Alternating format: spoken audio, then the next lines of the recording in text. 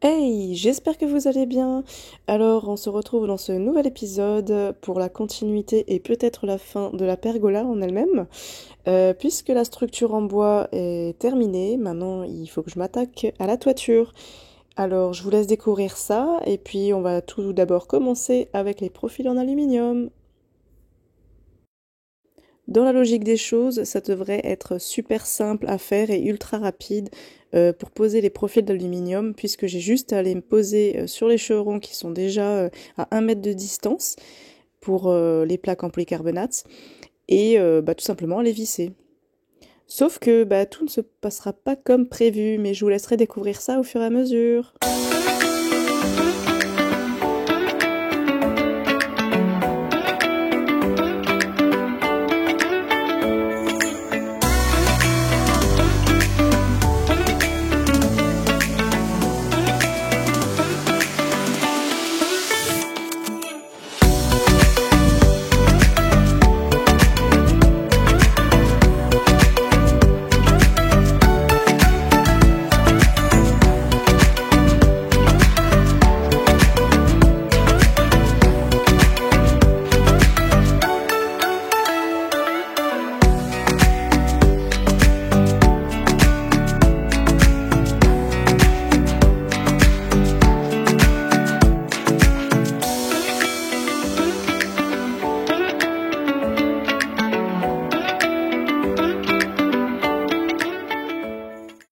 Un moment assez simple pour le montage puisque j'ai juste à visser les profils directement sur les chevrons en vérifiant bien que j'ai 1 mètre d'espace pour les plaques de polycarbonate et ça avance doucement mais sûrement.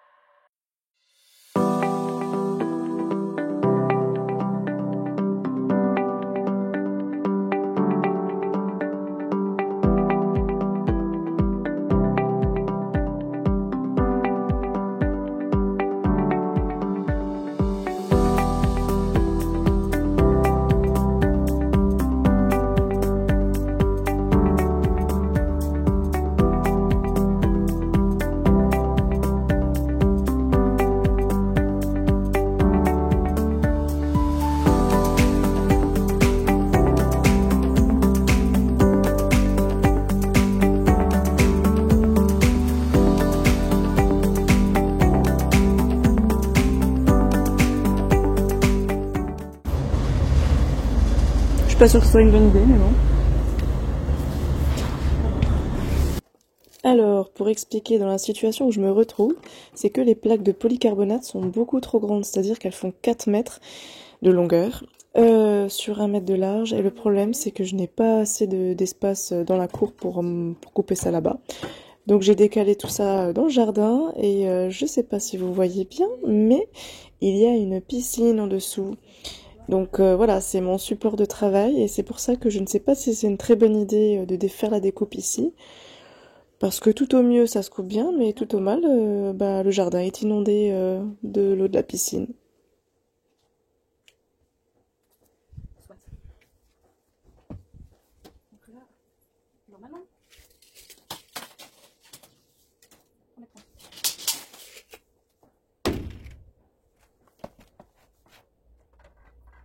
Et pour tout avouer, j'ai vraiment très peur du résultat. J'ai jamais coupé cette matière, donc je sais pas trop à quoi m'attendre.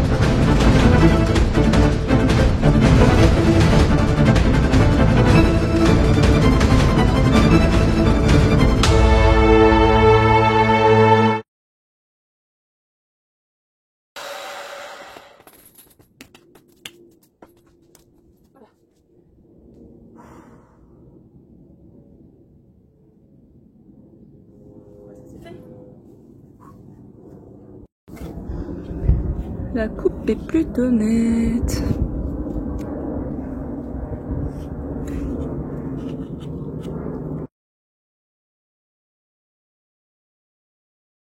Ça y est, c'est le moment de vérification. Après la coupe que j'ai faite, et ben maintenant, il faut que je vérifie si c'est OK. Donc tout simplement, je vais poser la plaque sur son lieu final et comme ça, je serai vite fixée.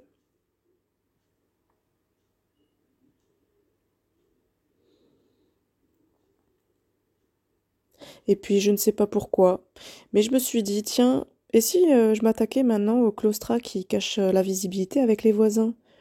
C'est une bonne idée, non? Oui, parce que souvent je change d'idée comme ça, je me dis, ah tiens, j'en ai marre de faire ça, si je faisais ça. Et puis, ah tiens, j'ai encore ça à faire. Voilà, je sais pas pourquoi, mais c'est un peu le bordel dans ma tête, comme sur le chantier, donc je fais un petit peu tout en même temps. Mais ça avance au moins.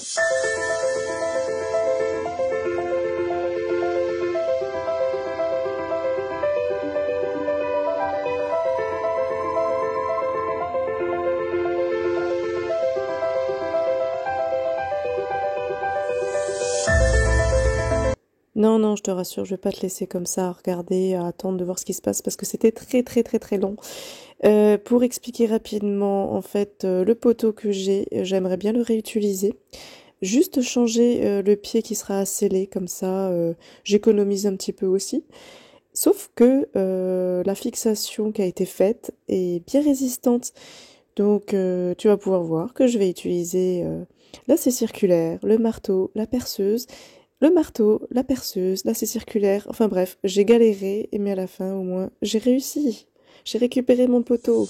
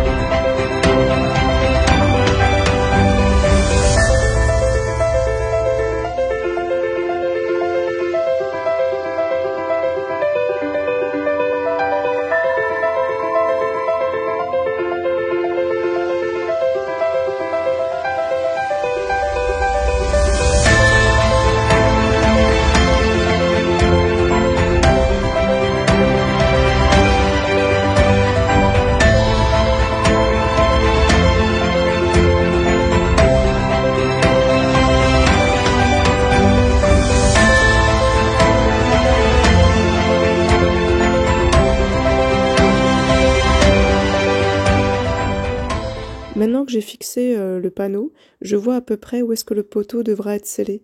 Donc j'ai plus qu'à creuser mon petit trou et puis après je pourrai sceller le poteau. C'est un moyen rapide et efficace d'avancer.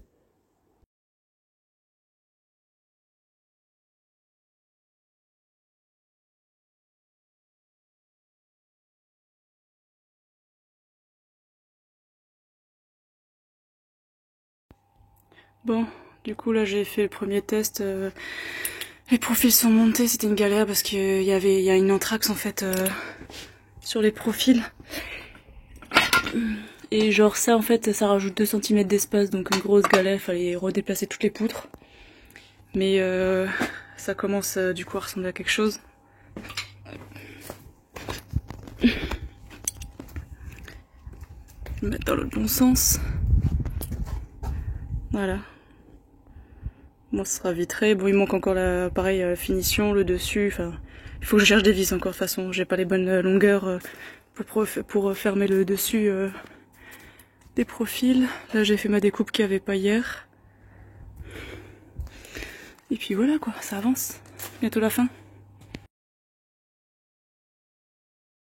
Allez, encore un virage à 180 degrés sur le chantier. Cette fois-ci, je me suis attaquée aux jupes pour l'étanchéité entre le mur et la pergola. Donc là, tu peux voir comme quoi c'est une jupe qui est assez souple.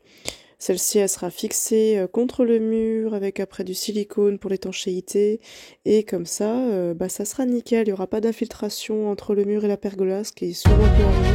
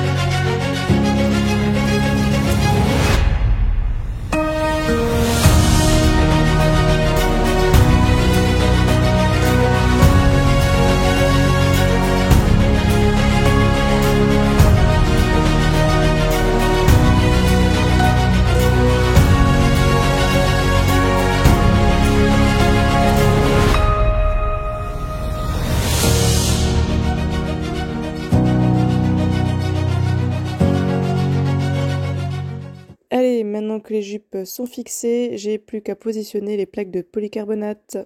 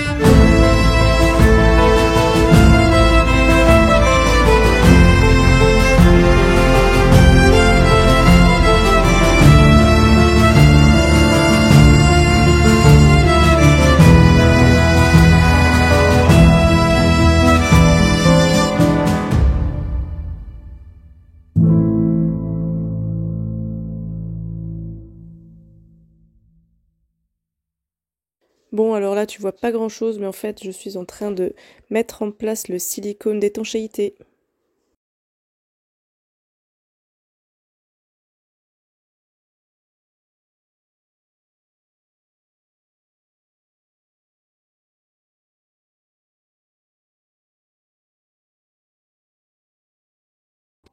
Le profil étant en deux parties, cette fois-ci, je pose la partie supérieure qui viendra maintenir en place les plaques de polycarbonate.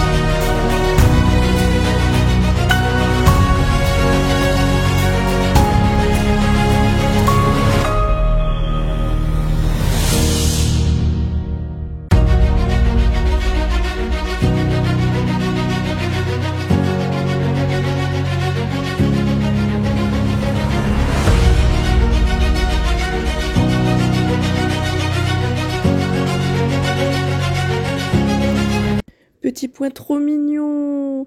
Chico, il venait tous les jours me faire un petit moment de soutien comme ça, là. Bon, parfois ça durait un petit peu plus longtemps, mais au moins ça faisait du baume au cœur. Enfin voilà, c'était pour vous montrer comment il est beau. Je vous laisse admirer.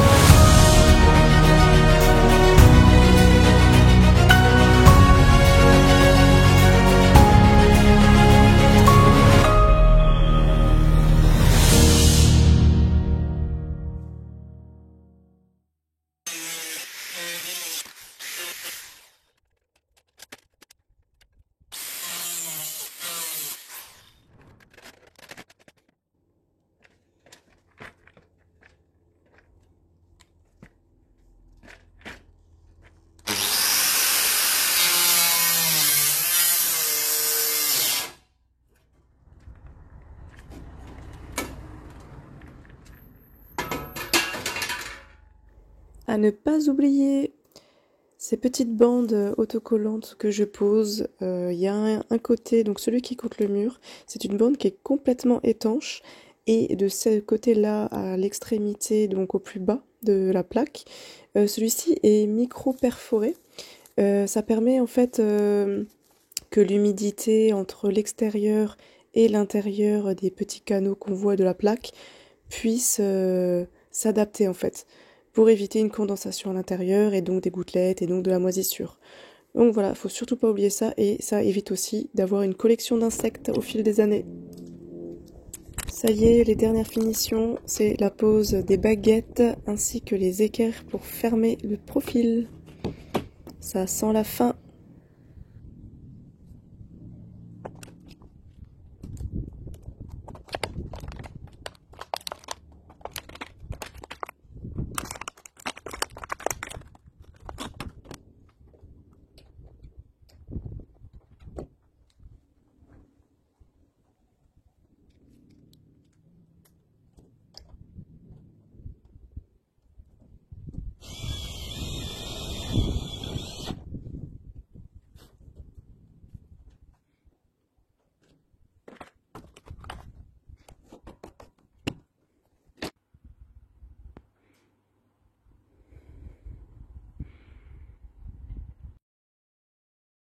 Nous voilà en automne. Oui, quelques semaines se sont écoulées parce que je galérais à trouver la pièce qu'il me fallait pour faire la jonction entre le garage et la pergola. Et j'ai enfin trouvé. Donc effectivement, c'est cette pièce-là. Je vous mettrai le lien dans la description. Ce qui m'a permis du coup de pouvoir former, déformer, écraser, couper pour que ça soit nickel, puisque l'inclinaison de la pergola croise la gouttière du garage qui, elle, est à peu près droite. Fallait que je module ça à la perfection. En plus de cette tôle-là, j'ai fait comme avec les jupes, j'ai rajouté des vis étanches, j'ai rajouté le silicone étanche pour l'extérieur, ce qui permet, voilà, de passer entre la pergola et le garage sans se faire arroser par la pluie.